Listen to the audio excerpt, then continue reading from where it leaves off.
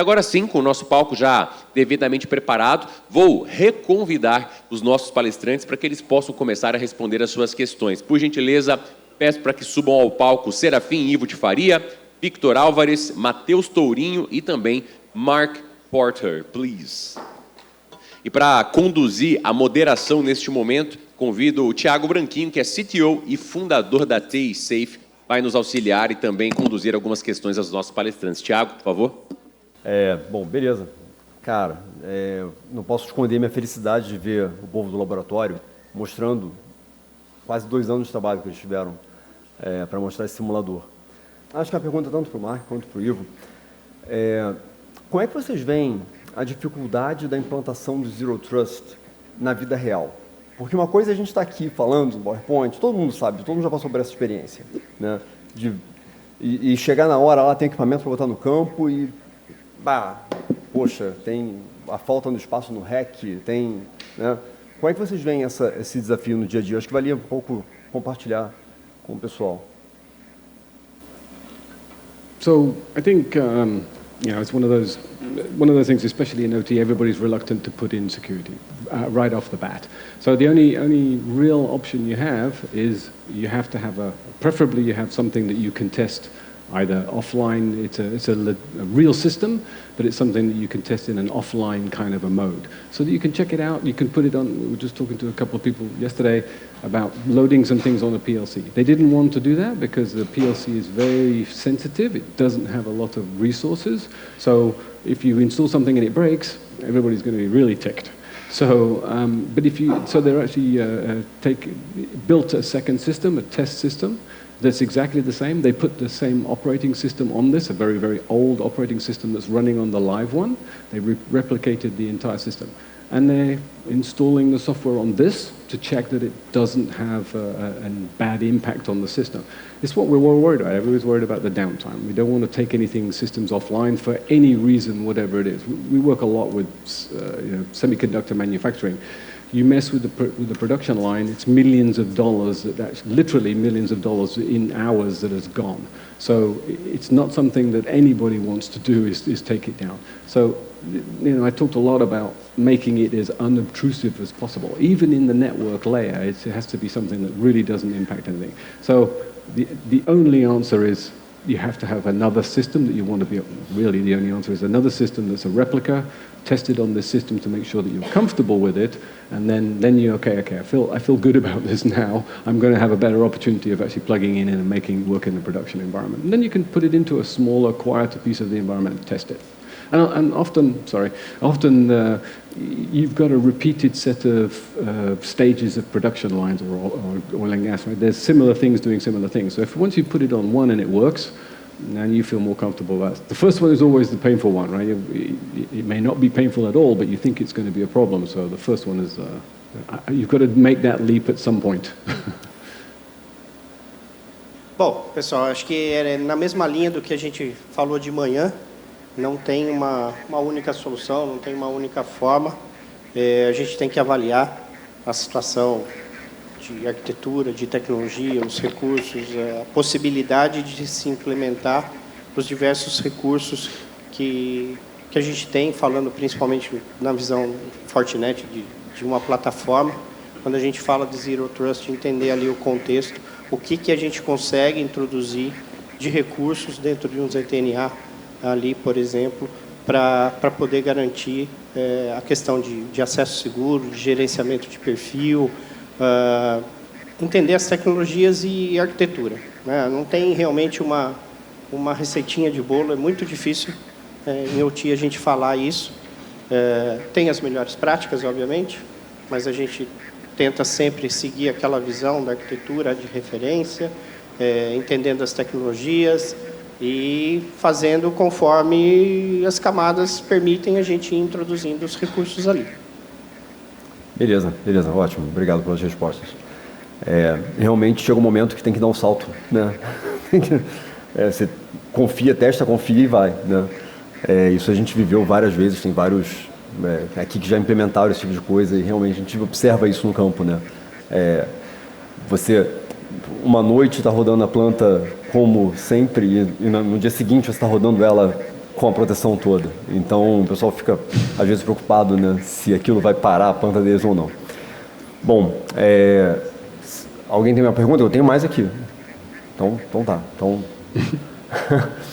queria pedir ao pessoal do laboratório, Vitor, Torinho, para que eles falassem um pouco sobre o processo do aprendizado necessário para poder chegar no ponto de construir algo como um simulador que eles trouxeram para o evento.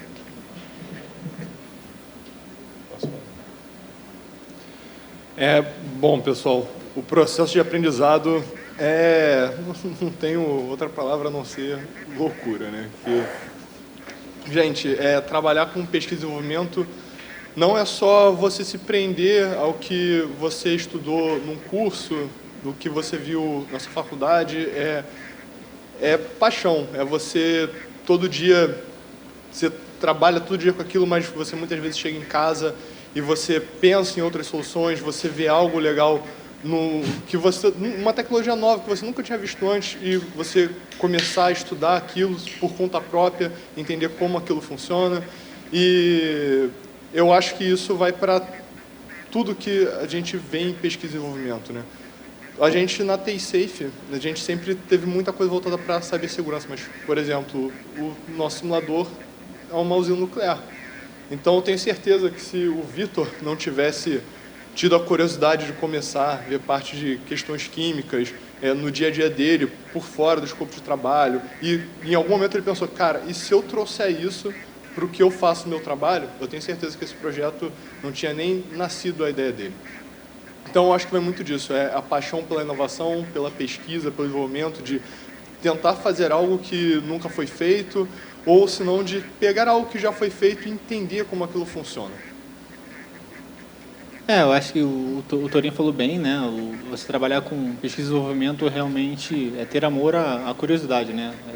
Ter um amor, digamos, ao universo, né? Porque se produzir, tirar do zero ali um novo escopo de trabalho, né? E às vezes, muitas das vezes a gente precisa entender o escopo do que o cliente às vezes precisa, né?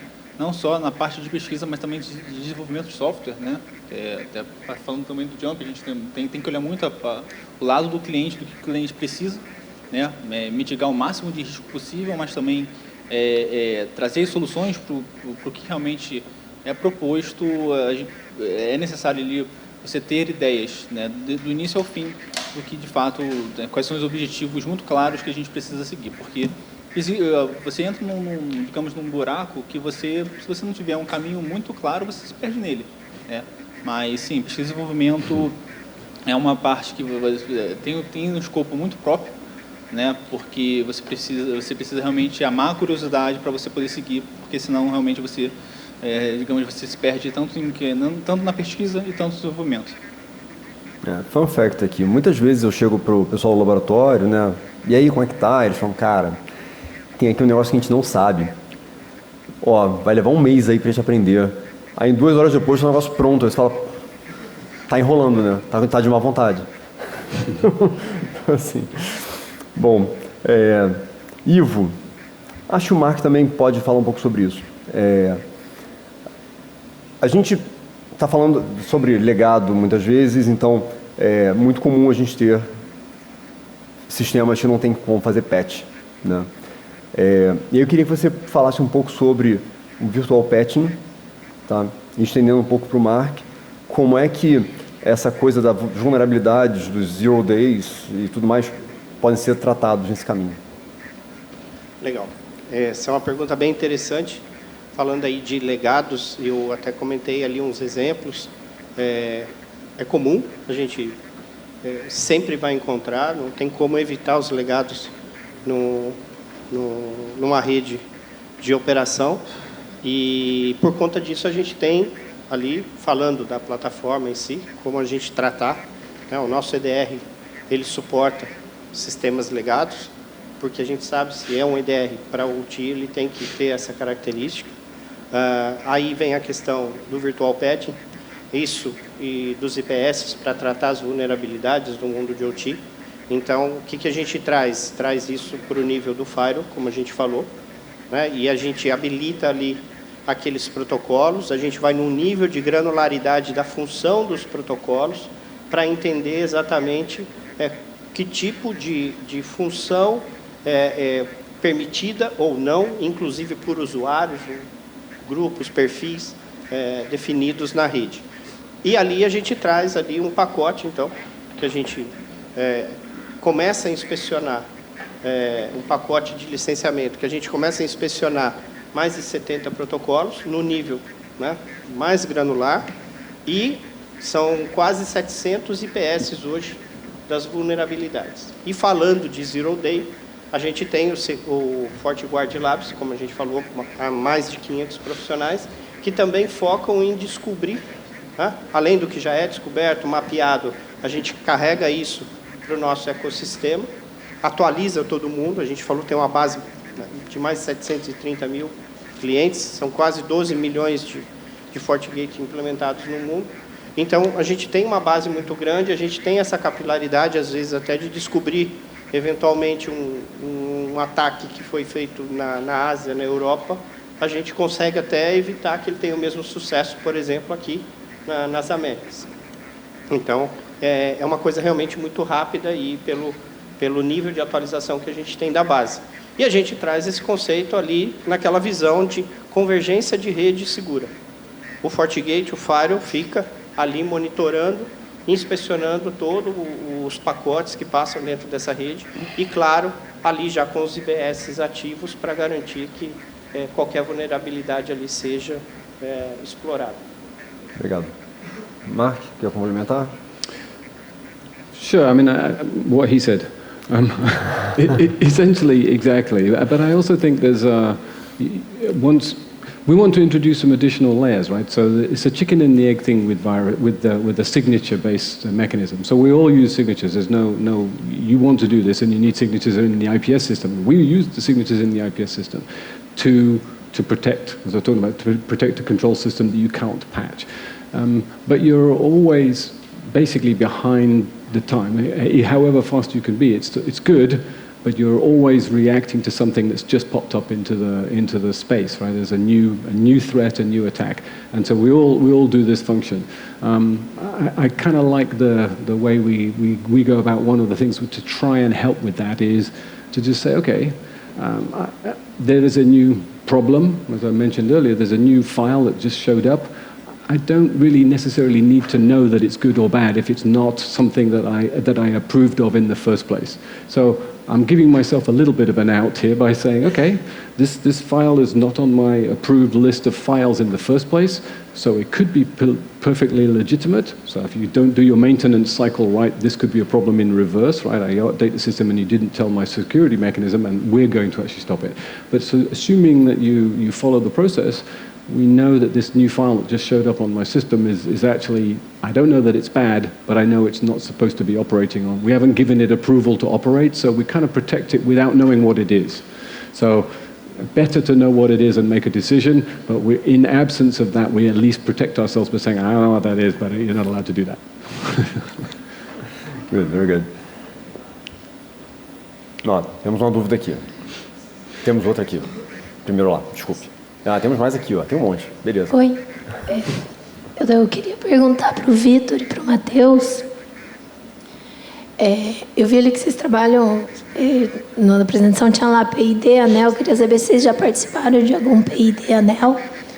E se vocês já sabem ou participaram também de alguns pilotos de subestação digital. Eu sei que tem aqui de Lorena, em São Paulo. E se participaram, como que é a experiência com segurança cibernética em rede GUSI?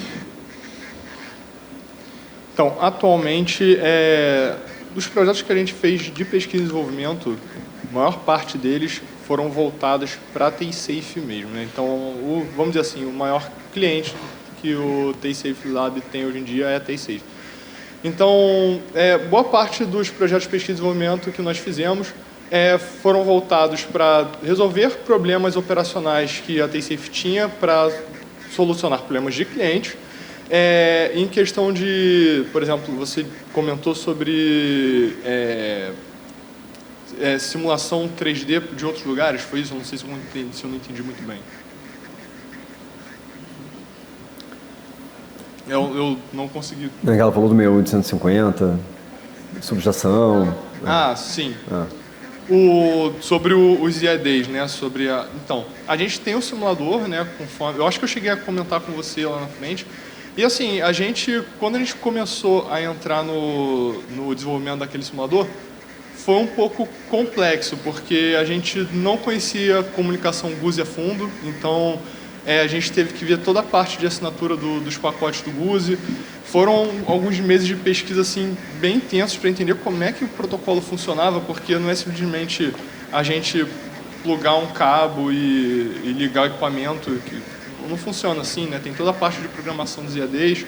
Então, assim como qualquer trabalho de pesquisa e desenvolvimento, são uns bons meses de pesquisa, né? Os IADs não foi diferente disso. A gente passou 6 meses para tentar fazer a programação, mais uns 6 meses para tentar ver alguma coisa relacionada à parte de ataque cibernético e como proteger de um ataque cibernético voltado para os IADs.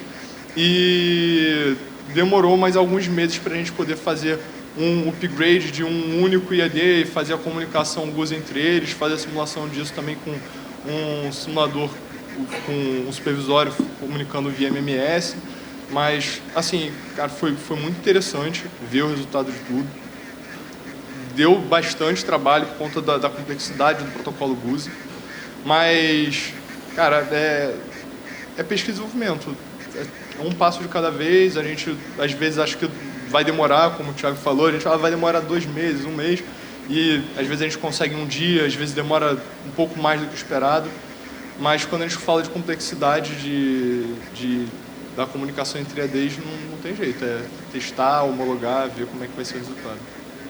Especialmente, se me permite, especialmente no projeto de IEDs, o ataque documentado era teórico, então não tinha validação prática. E aí, a base que eles tiveram para começar a fazer o ataque estava errado, estava tecnicamente errado. Então, é até uma dívida que a gente tem na comunidade de publicar um artigo comentando esse outro trabalho. Foi como eu falei na palestra, né?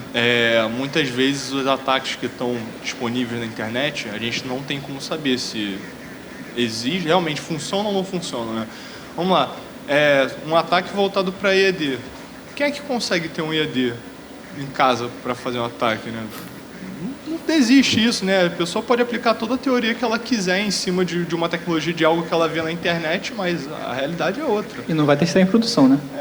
Realmente não. Temos mais 2 aqui. Pode? Vai. Pode? Manda ver. Boa tarde, meu nome é Antônio. Acho que a pergunta é para o Mark, talvez para o Serafim também, tá?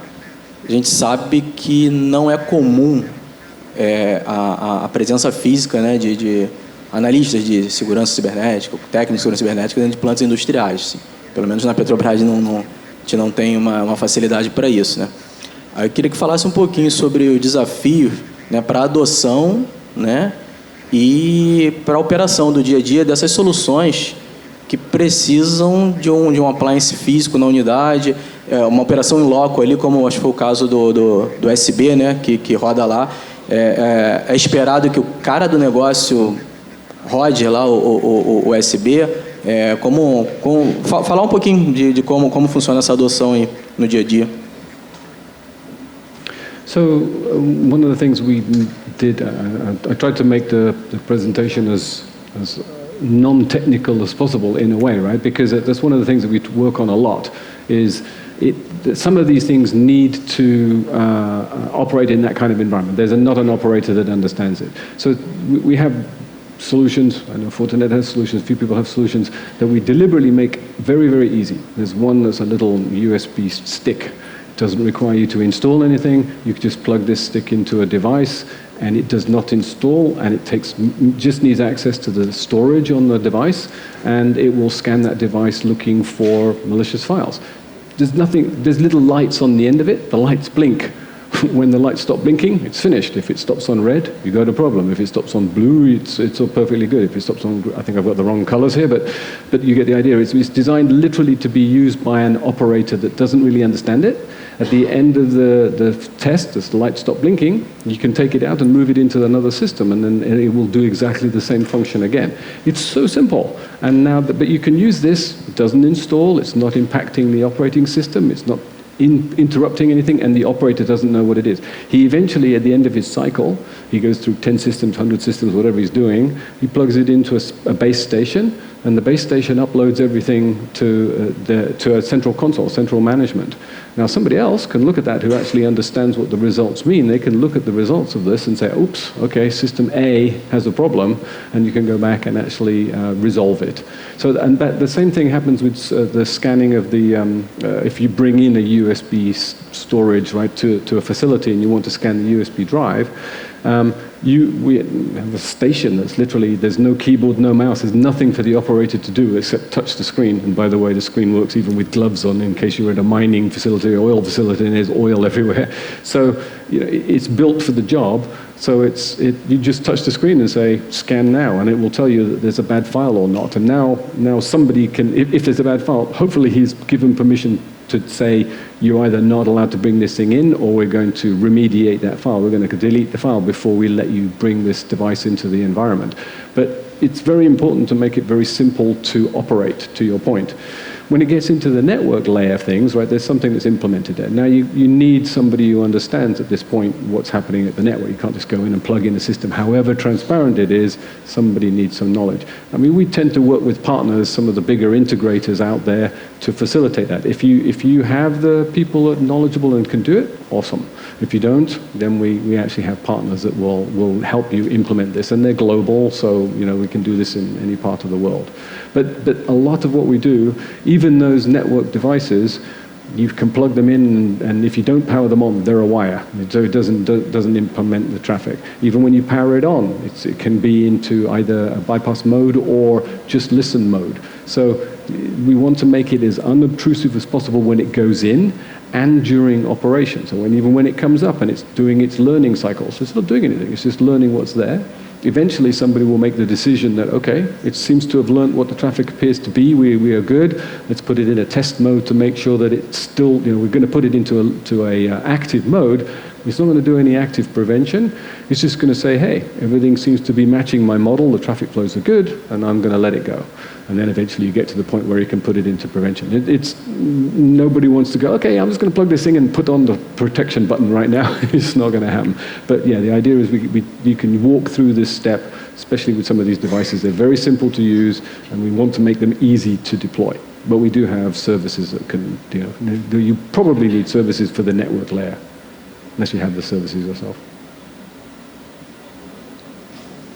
Bom, falando de OT, a gente tem que pensar, não é uma única situação, a gente tem diversos segmentos de OT, e acho que tudo acaba se resumindo ali numa questão de procedimentos operacionais. E aí, por exemplo, se você pegar para o setor elétrico, vai existir uma sequência, um nível de cuidados diferentes, preparação do pessoal diferente. A dificuldade da mão de obra é um dos maiores desafios que a gente tem, de pegar alguém que realmente esteja preparado para ir lá e poder fazer uma atualização, uma substituição de um determinado equipamento, uma manutenção, eventualmente, ou mesmo, às vezes, operar um determinado dispositivo. Então, eu acho que a questão da capacitação de pessoal, ela é importante, é um desafio grande. Em paralelo, cabe a gente que está desenvolvendo tentar simplificar ao máximo essa arquitetura, esse quebra-cabeça diferente, né? O nível de conhecimento não é qualquer um que consegue assimilar. Muitas vezes os profissionais não têm uma base mínima para compreender e entender. Então, acho que trabalhando ali com procedimentos bem descritos, bem elaborados em termos sequenciais do que se fazer, e, obviamente, direcionar para os profissionais que tenham capacidade que tiveram treinamento para poder fazer isso. Mas eu acho que a gente consegue ainda ir avançando aqui, algumas, principalmente na época de pandemia, aí eu estava do lado de cliente, e a gente tinha que treinar, não paramos com projetos de novas tecnologias, a gente usou muito de realidade aumentada ali para treinar e poder usar o profissional que está na linha de frente, que ainda não tinha toda aquela segurança ou toda a experiência para fazer uma ação de uma intervenção num determinado equipamento que estava energizado, por exemplo, a gente usou os recursos, né, de um técnico, de um engenheiro mais experiente que estava no back-office ali auxiliando, como se fosse a visão, né, usando a visão do cara que estava em campo e direcionando cada procedimento que ele fosse fazer.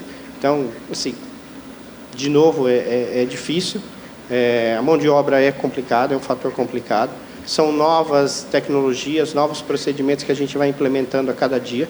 Quando a gente falou aqui do discurso de uma plataforma de OT, imagina a cada dia você incluindo um novo componente ali, é muito difícil que todo mundo vai estar atualizado e acompanhando ali a evolução de recursos novos. Então, a gente também tem que usar de tecnologia, de outros recursos, de procedimento, de um back-office ali da operação que vai ajudar bastante a orientar quem está na linha de frente. Acho que essa é um pouco da experiência, inclusive experiência do lado de cliente, né? Aí quando estava na operação ali e passando por esse tipo de situação. Perfeito. Só para... Tem uma pergunta. Tem uma pergunta ali, mas é porque eu quero pegar esse gancho. Já vou deixar você falar. Eu também tenho o seguinte, além da questão de você ter a parte do procedimento, a tecnologia adequada, a capacitação das pessoas, existe uma necessidade da alta gestão reconhecer que a segurança é necessária para poder fazer as coisas funcionarem. Vou te dar um exemplo muito clássico. A gente teve, durante a pandemia, uma instalação de firewall no Acre via Teams. A gente não estava tocando o firewall, a gente estava instruindo a equipe local a fazer. Mas isso só aconteceu porque um gestor falou, eu preciso desse firewall instalado. Ponto. Então, teve toda uma mobilização para a coisa acontecer. A gente até gravou um print da sessão, foram 14 horas de sessão de Teams naquele dia para fazer esse negócio funcionar. Então, assim, eu acredito que tem um pouco do reconhecimento da alta gestão para poder fazer a coisa acontecer. Diga. Está funcionando aqui? Tá. Perfeito. Olá, pessoal. Obrigado aí pela palestra. Gostaria de falar de pessoas. Como o nosso colega aqui falou, sobre a questão dos profissionais. A gente estava conversando também lá com o pessoal da IT Safe também sobre isso.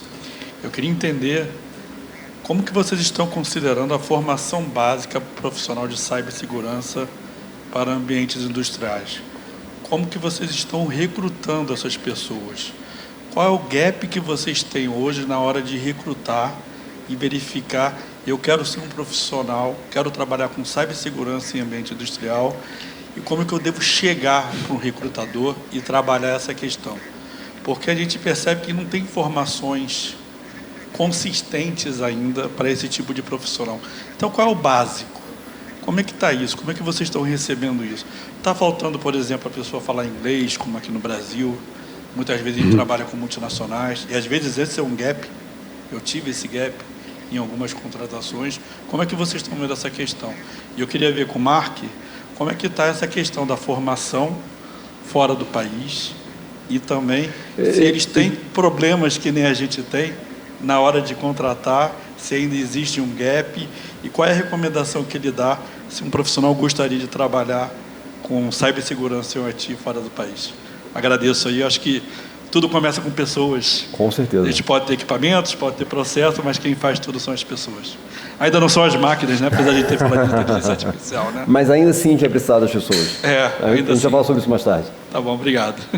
Mark. And I think it's going to be an ongoing problem. I think the US has a bit of an advantage here in just sheer numbers. There's a little bit more of an awareness going on now about the problem.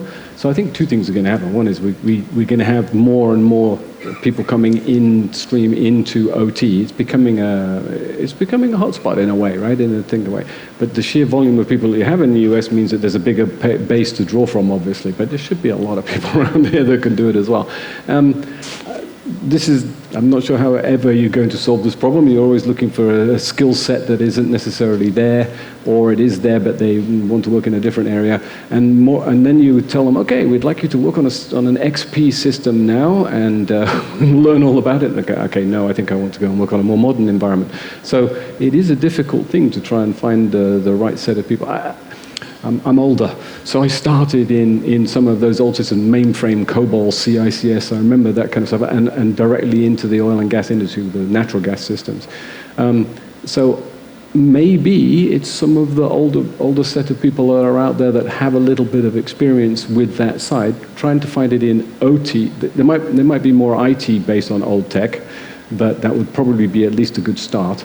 But then to understand OT is another learning gap, right? I mean, everything behaves, you have to behave differently in OT than IT. Like I said, the IT is, oh yeah, let's go ahead and update with the latest and greatest. We're good, and then reboot it. It shouldn't be a problem.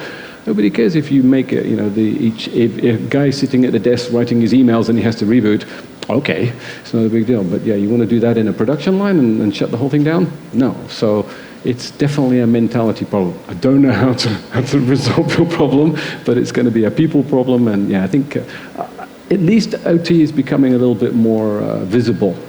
More and more people are talking about it. There's more stuff happening in this space. So at least I see that in the US. So. Torinho, Vitor, vocês querem falar sobre o processo? Não, a parte de formação de pessoas, né, eu comentei isso já com algumas pessoas, eu não sei se eu cheguei nesse ponto com você, né, mas durante a palestra eu comentei que a gente tem um processo de onboarding lá, né, e assim, durante a primeira semana do processo de onboarding na TaySafe, a gente é basicamente introduzido ao mundo de OT. Então, a gente entende o que é um PLC, para que ele serve, qual o objetivo dele existir, né? E quando a gente sai dessa primeira semana, a gente pensa assim, opa, já sei alguma coisa. E aí a gente descobre que a gente está na ponta do iceberg, que tem ainda muita coisa embaixo disso que a gente ainda tem que entender, estudar. E assim, o processo de onboarding na TaySafe, ele dura uns 6 meses. E assim, a realidade é que ele não acaba nos 6 meses. Após esses 6 meses, a gente ainda começa a introdução à prática. Então, a gente começa a fazer o que a gente chama de shadow. A gente começa a acompanhar os profissionais já capacitados, entender como que eles pensam, como que é o dia a dia deles. E aí a gente começa, aos poucos, a ser introduzido nas operações da TaySafe. E, assim, para quem é do laboratório, após esse processo de onboarding, a gente ainda tem um onboarding do laboratório que vai começar uma introdução a diversas ferramentas, a pessoa vai começar a entender um pouco mais a fundo sobre parte de desenvolvimento, algoritmo, parte de redes, Docker. A gente vai entrar em alguns conceitos de desenvolvimento de software, arquitetura de software, e aí acaba entrando mais 6 meses de onboarding, 6 meses de introdução, mais conhecimento. E até a realidade é que a gente não pode parar, né? A gente não pode ficar confortável com o que a gente já tem de conhecimento, porque TI, o mundo de tecnologia é uma evolução muito grande, né? A cada dia a gente tem soluções novas, coisas novas sendo apresentadas.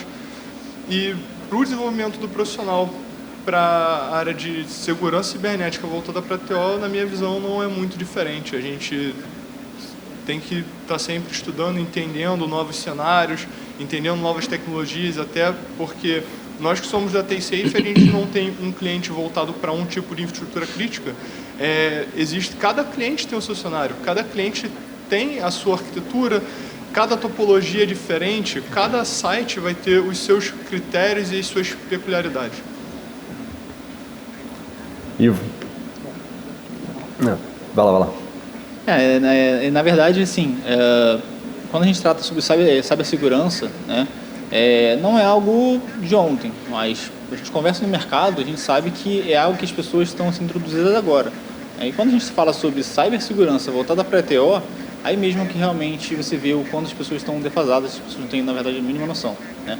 Então, a gente vê muitos clientes que não têm nem ideia do como eles estão vulneráveis nas suas plantas industriais, né? Às vezes, assim, ali um PLC que não foi atualizado já tem muitos anos, a gente não tem nem firewall de borda para proteger o acesso entre TI e TO. Então, por isso a importância do onboard da TSafe, os cursos até mesmo que a TSafe tem, exatamente porque dentro da TO você tem as mesmas coisas que você tem na TI. Você tem uma rede, você tem comunicação, você tem tudo isso, porém a visão muda completamente, né? Então, e tem que aprender tudo. Então sim. Ele tem que aprender tudo isso de qualquer maneira. Aprender tudo isso de novo, com uma visão totalmente diferente. Então, sim, tem essa defasagem muito grande de cibersegurança, principalmente voltada para a TO. Ivo, para a gente fechar aqui, a gente já encerrou o tempo ali. Vamos lá. Vamos lá. Só tentando encaminhar aqui as respostas, acho que são vários pontos que você colocou. Falando da visão de Fortinet, começando lá com relação à preocupação da Fortinet em capacitar, em disseminar, em treinar profissionais em cibersegurança. A gente tem um portal, para quem não sabe, Fortinet Security Training, não lembro exatamente o nome, mas se procurar vai achar. São treinamentos livres que a gente tem. Há pouco tempo atrás eles se chamavam NSE, teve uma mudança, a nomenclatura dos treinamentos mudaram. Existem certificações, mas tem um nível básico que é aberto para todo mundo, né, para entender. Assim, a gente recomenda para sobrinhos, para filhos, né? O Léo estava falando que ele falou para o filho dele fazer até o NSE 3 lá, porque realmente meio lúdico, é bem interessante, vai ensinar o que é phishing, o que é engenharia social, o que é um hacktivista, um hack terrorista, conceitos básicos e situações assim que eu acho que são bem interessantes. Então essa é uma parte que a Fortinet atua muito bem. A outra questão, como falou de profissionais, como que é essa busca, esse é um processo muito difícil. A minha área especificamente é uma área de OT, dentro da Fortinet. A preocupação nessa área é exatamente ter profissionais da área de OT. Então, aqui um pouquinho diferente, a gente não pega um profissional que tem o conhecimento ou já tem a capacitação em cibersegurança e vai direcioná-lo para o OT. A gente entende que é muito difícil. Inclusive, a nossa equipe ela é multidisciplinar. Eu venho com experiência muito mais no setor elétrico, mas eu tenho um par que vem de oil and gas, outro que vem de mining, outro que vem da manufatura, outro que vem de healthcare, e a gente vai se complementando, né? Até porque demandas específicas acontecem e esse conhecimento ajuda. Então, a gente busca profissionais que tenham experiência operacional e profissionais que a gente entende que têm capacidade de aprender a tecnologia da segurança da cibernética. Então, é um caminho talvez um pouco diferente. E aí uma outra situação, por exemplo, vários clientes chegam e perguntam para a gente, cara, como é que você resolve? O que você está vendo? Não tem um padrão. Isso vai depender muito da estrutura organizacional de cada empresa. A gente já viu clientes que têm a figura do CISO, que cuida de TI e de TO. Tem CISO que cuida só de TI. Tem empresas que pegaram um cara da TI que conhece de segurança da informação, mas não conhece da operação. Então, ele quer implementar a segurança na TO, mas não sabe como. Mas, pelo menos, ele teve o cuidado de colocar um profissional lá para entender as particularidades antes de implementar, para não implementar igual na TI, porque senão ele vai parar a operação. E outros lugares pegaram um cara da operação e colocaram na área de segurança, exatamente para começar a entender como se implementa a segurança e trazer isso para o mundo da operação. Então, assim, são vários cenários aí, não sei se eu encaminhei todas as suas perguntas. Tem muita, isso aí é uma discussão inteira. Assim, na TSafe a gente começa com a seleção pelos soft skills. Então, assim, o cara tem que ter bom caráter, ele tem que ter interesse de aprender. Uma última questão. Mas a gente tem até biólogo na equipe, para quem sabe, né? Uma última questão que ele falou do idioma. A coisa mais difícil é achar um profissional que conhece da automação, da engenharia e conhece de segurança. Quando a gente acha, o cara até fala inglês, mas ele não falava espanhol. A nossa área, por exemplo, atende Latam. A gente teve esse caso, a gente não conseguiu trazer para dentro um cara porque ele não falava nada, e simplesmente ele disse, espanhol eu travo. Quando ele falou isso, a gente entendeu que não ia dar. Não ia dar. Senhores, nosso tempo realmente acabou. Vou passar para o Félix de volta aqui para ele fechar. Muito obrigado aí para vocês. Vamos lá. Félix, manda ver. Uma salva de palmas, então, aqui. Muito obrigado.